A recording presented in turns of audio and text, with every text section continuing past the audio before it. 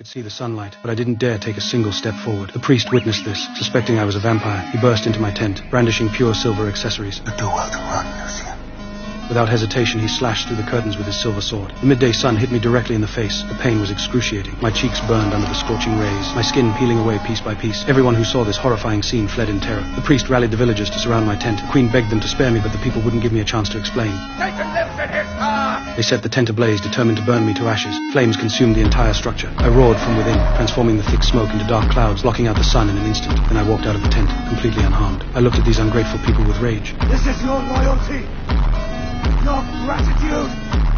You are alive because of me! Because what I did to save you!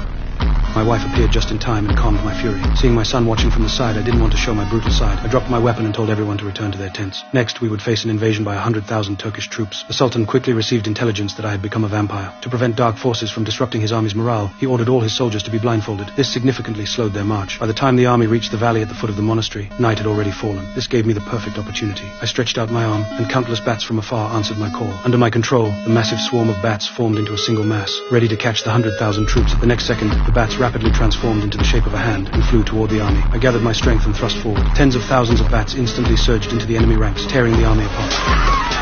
I clenched my fist, making the bats gather once more into a mass,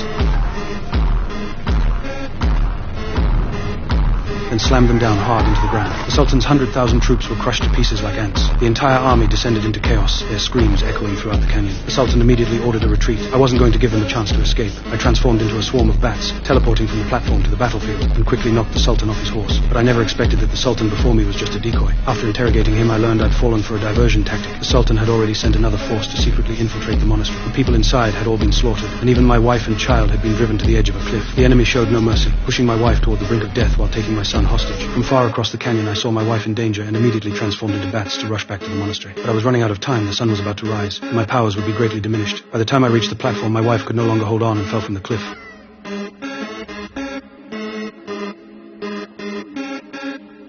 My powers had weakened, and I couldn't save her. In her final moments, my wife asked me to drink her blood, because our son was still waiting for me to rescue him. I held my wife, consumed by grief, but for my son's sake, I bit down. In that moment, I truly became a powerful vampire.